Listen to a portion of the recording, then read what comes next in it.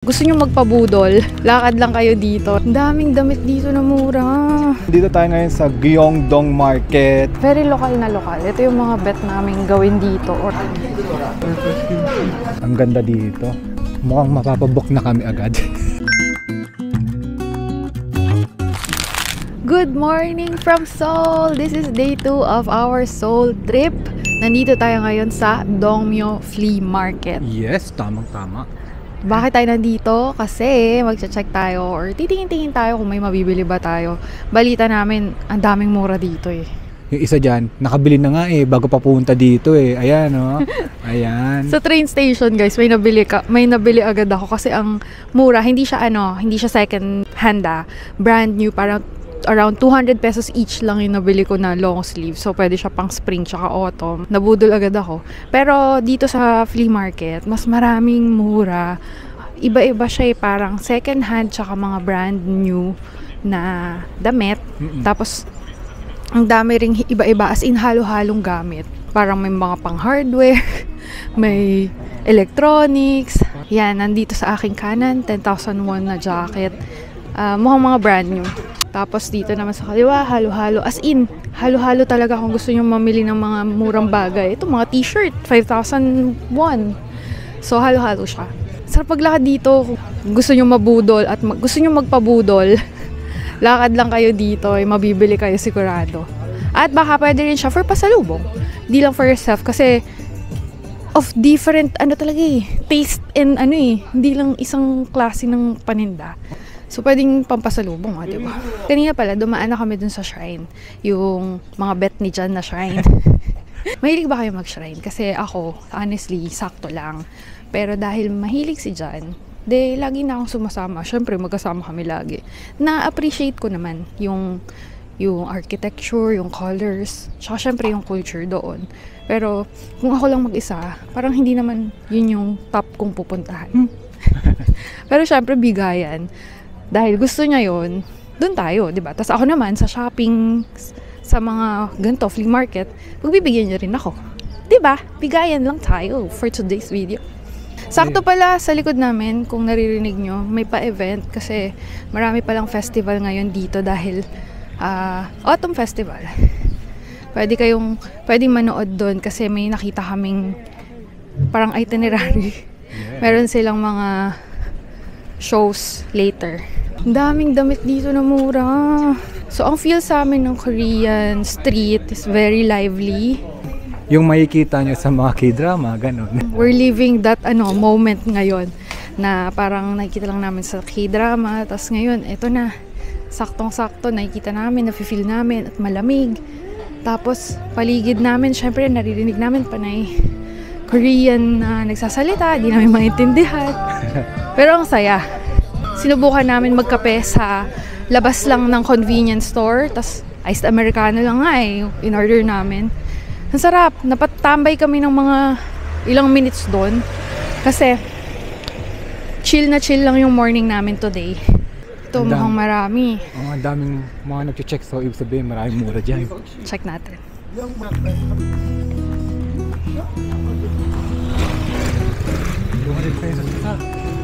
200 pesos na pants. Panis. Wanna check? German. 5,000 won. Uy, may gusto siya. Tapos may tags. Tapos 5,000 won na lang. Pero mura yan. Hindi na overwhelm ako. Actually, ang dami kasi.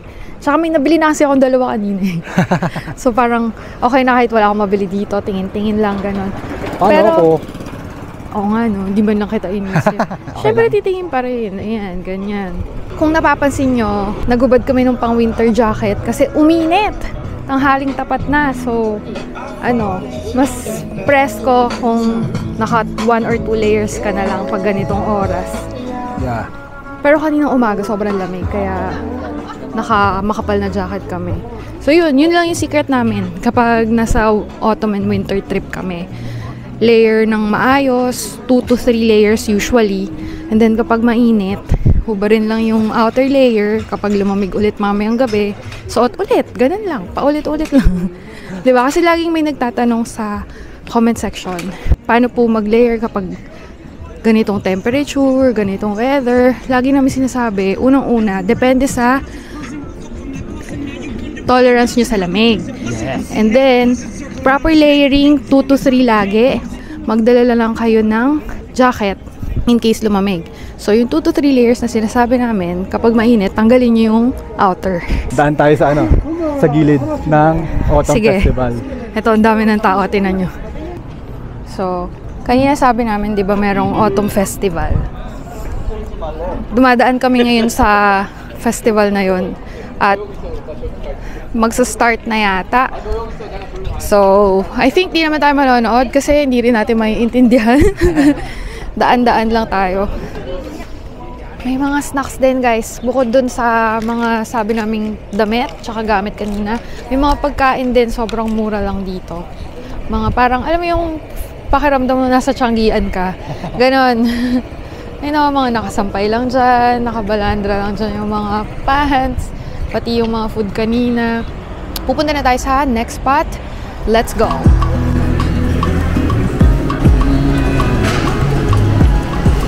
Hello guys! Nandito tayo ngayon sa Gyeongdong Market. So kung alam nyo yung parang palabas sa Disney na Chef to Go, tapos yung Culinary Wars sa Netflix. So nandito yung isang chef doon na sana makita natin pero I doubt no? Pero ang main purpose kaya tayo nandito ay kakain tayo para local feels talaga, as in yung parang palengke nila. Doon tayo kakain sa mga stall lang doon. Hindi ko pa alam kung saan doon, pero maganda i-explore muna natin, mag-scout, tapos pili na tayo ng pagkain. Kasi actually, lampas lunch na Ay, hindi, sakto pa lang. 12:50 ngayon, PM, para sakto sa lunch. So, tara. Kain! Let's go! Let's go! Chee!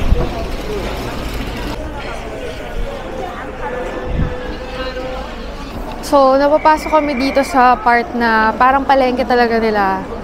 So, alam mo yun, ang daming tao, ang daming namimili. Binibili nila dito yung mga raw materials talaga for pangluto sa bahay. As in, halo-halo yung paninda. Like, may mga meat, may fish. Tapos, ang daming root crops. Naaamoy namin yung parang mga amoy cinnamon, amoy ginger, marami pa. Tapos, ramdam mo yung busyness ng mga tao. Ito yung normal days nila, namimili, ng mga pagkain nila. Siguro may restaurant din yung iba. Mas napansin ko dito sa pinuntahan namin, parang puro mga elderly. Kaya, ayan, minsan matatraffic tayo sa paglalakad kasi mabagal sila. Very lokal na lokal. Ito yung mga bet namin gawin dito or kung saan man kami pumupunta.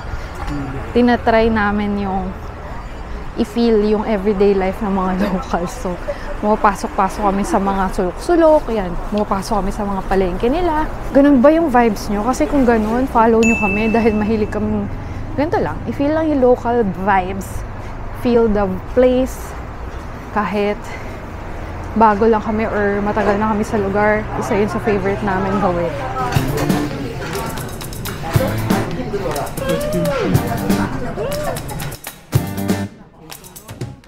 So guys, kumakain kami ngayon sa Korean buffet for our lunch. So parang 10,000 won per person. Unlimited na siya. Buffet, parang sa atin, yung buffet, ikaw kukuha ng food. Tapos panay Korean food, syempre. Ang tinikman ko pa lang, dalawa pa lang, gusto ko na bet ko na. Itong itlog, itong omelette nila, tsaka yung fish cake. Ang sarap!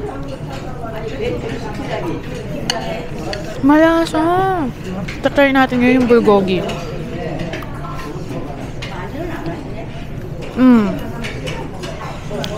Ay, nako.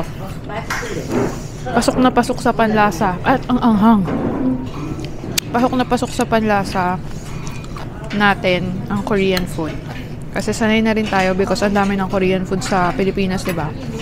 So ito, tinatry namin yung legit dito talaga sa Korea. At so far, lahat bet namin. Gusto nyo matry yung maraming Korean food na unlimited, may buffet sila, try nyo to. Tapos panay locals kasabay nyo. Tapos ang mura lang, masarap siya. Chapche naman.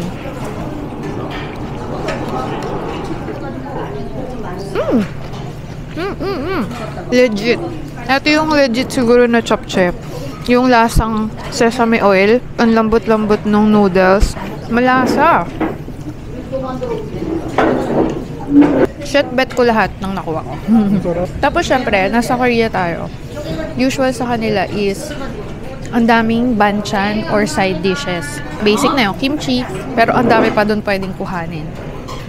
Sabi ni John, yung kimchi daw yung fresh pa, yung hindi pa ganun kaasim tapos malutong pa. Yun kasi yung mas gusto ko na kimchi kesa dun sa sobrang asim. Sana hindi matapunan yung damit ko, kulay white pa naman, no? Ito na, let's go.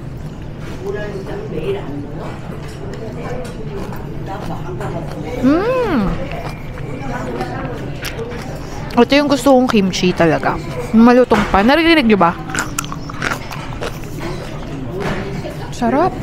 In fairness, sulit to. Korean buffet. Kamsahamnida. Bye-bye. Bye. Dito lang yan guys sa basement netong market. Kaya pala nahirapan kaming hanapin kasi nasa ilalim pala. So yun. Tapos kami kumain. Lipat na tayo sa ibang spot. Let's go! Kamsahamnida. Bakit? Mukhang aakyat tayo dyan bago tayo makapunta sa Hanul Park. So yes, pupunta tayo sa Hanul Park. Pero apparently, ito pala yung aakyatin guys. So, pero meron namang choice ng shuttle. Di lang namin ma-figure out kung dadaan dyan. Pati kung pwede bang hindi round trip kasi gusto rin maglakad ni John. So, pero I think yun eh. Pwede yun eh. Pero dahil ito lang naman yung, marami pang ikutan yun eh. Dahil ito lang naman yung gusto namin puntahan. Sige, pumayag na ako. Aakyatin natin yung hagdan na yan. Di ko alam kung ilan steps. Pero simulan na natin para makarating na tayo doon hanggat maliwanag pa. Oo, maganda daw kasi sunset doon. Okay, tingnan natin. Tara, akyat na tayo. Umpisa nakangiti pa. Ewan ko lang mamaya-maya.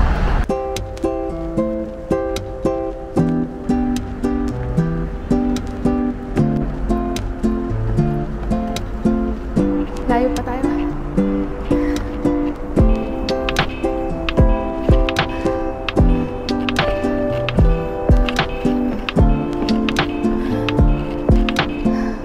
Hingal check. Lapit na tayo. Konting stop na lang eh. May upuan. Upo muna tayo. Pero maganda na yung view dito. Pakita mo ang view.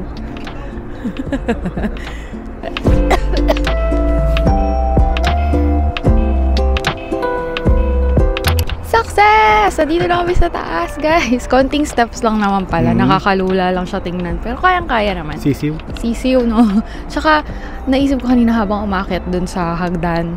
Kasi kapag nanonood kami ng K-drama o kaya ng mga Korean variety shows, lagi kong sinasabi, ang ganda ng mga trail nila paakyat ng mga view deck katulad nito. At ayun na nga, natry na namin dito sa Korea, sa Seoul, South Korea, yung ganong trail na ang sarap nga akyatin. Tapos yung view na makikita mo pag-akyat mo sa taas is worth it naman. Hindi pa siya ganun ka-peak.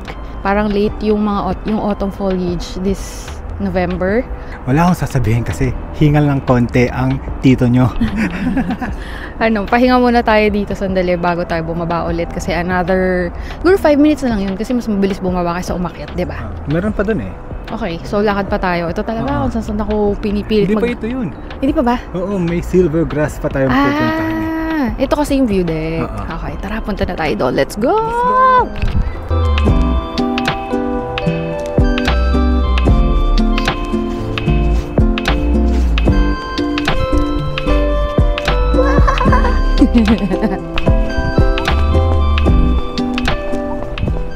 And we made it sa Hanul Park mismo at itong mga nakikita natin ay hindi ko alam kung ano tawag na plant.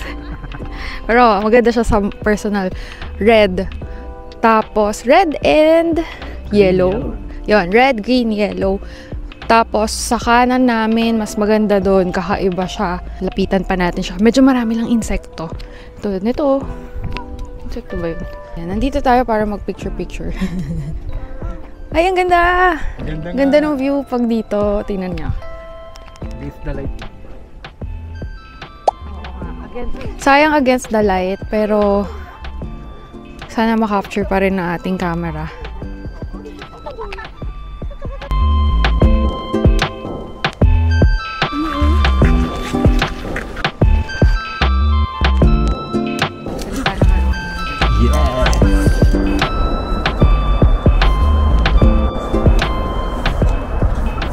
alam nyo guys, first time namin maka-experience at makakita ng ganitong klaseng sunset.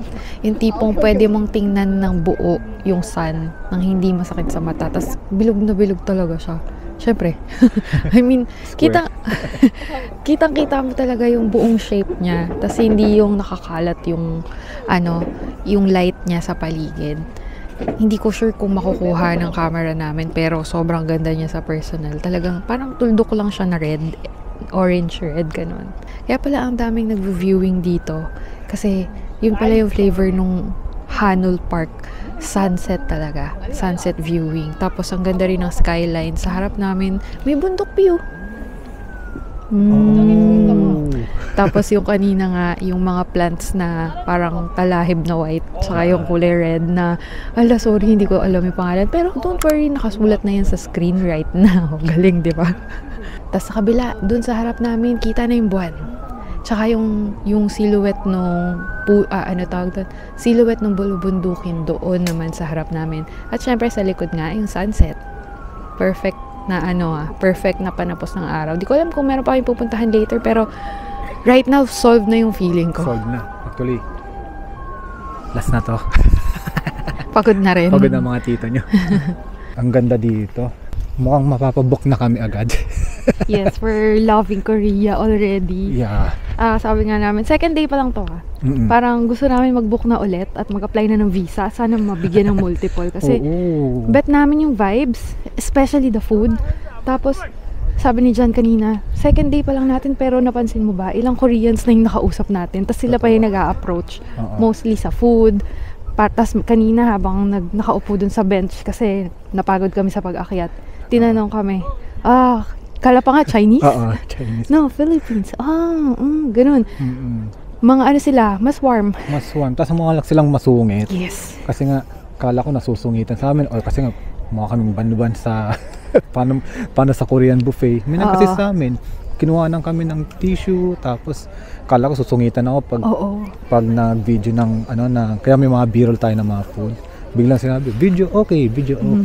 So, ang saya. Tapos kanina, may nagpa-picture din. Tapos pinicturean din kami. Diba? Ang dami agad experience on this day 2 pa lang. Kaya, parang nasesepangs na ako nandito pa. Nandito pa tayo. Oo. Kasi nga sila, kala mo lang yung itsura nila parang mga snobbish. Pero nagulat kami, sila pa yung mag-a-approach. Na, yun nga, tatanong saan kami, taga saan kami. Nung kanina nga sa buffet, parang nagets niya na naghahanap ng tissue si John. Tinulungan siya. Kinuhanan siya ng tissue. Kumakain yun tumayo. Tapos kinuhanan siya ng tissue. So yun, nafe-feel namin ang warmth. Hopefully hanggang matapos. Yes. Sana walang pahit na mangyari. And so far so good. We love our stay here. And yun nga, naisip na namin mag-book agad. We'll end our vlog here. Thank you for watching, guys. Hindi pa tapos ang ating Korean series. Second vlog pa lang to. Kaya follow along, subscribe, and don't forget to use our codes. See you again next time. Thank you for watching. Bye! Bye!